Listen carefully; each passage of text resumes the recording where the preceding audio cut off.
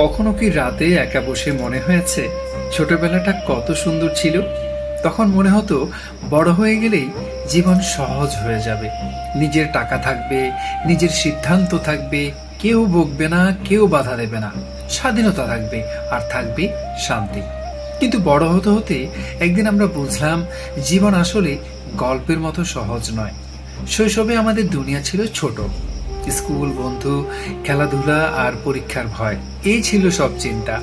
বাবা রাগ করলেও রাতে এসে মাথায় হাত বুলিয়ে দিতেন। তখন পৃথিবীটা কঠিন ছিল না, কারণ আমরা দায়িত্ব নামের শব্দটার ওজন বুঝতাম না। কিন্তু সময় থেমে থাকে না। একদিন স্কুল শেষ হয়, কলেজ শেষ হয়, বিশ্ববিদ্যালয়ের গণ্ডিও পেরিয়ে যায়। তারপর শুরু হয় বাস্তব জীবনের আসল অধ্যায়।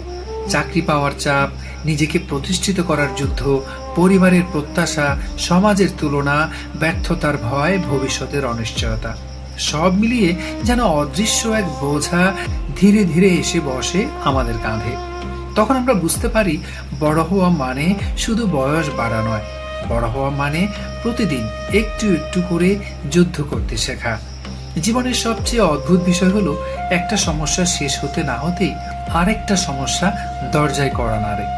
পড়াশোনার চিন্তা শেষ হলে আসে ক্যারিয়ারের চাপ, ক্যারিয়ার স্থির হলে আসে সংসারের দায়িত্ব, তারপর সন্তান, ভবিষ্যৎ, বাবা মায়ের চিকিৎসা, অর্থনৈতিক নিরাপত্তা।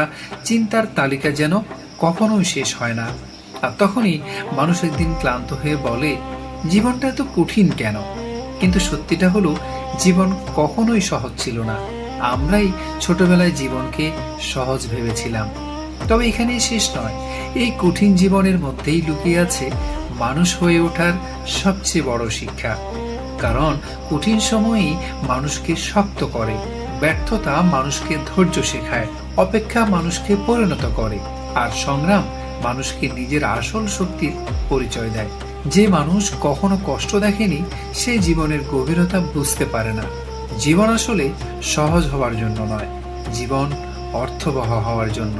হয়তো আমরা সব সমস্যার সমাধান পাবো না, হয়তো সব স্বপ্ন পূরণ হবে না, তবু মানুষ বেঁচে থাকে, কারণ প্রতিটি অন্ধকার রাতের পর একটা নতুন সকাল অপেক্ষা করে।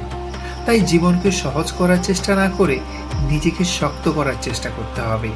জীবনের সংগ্রামগুলোকে মেনে নিতে শিখলে জীবন অনেকটাই হালকা লাগে।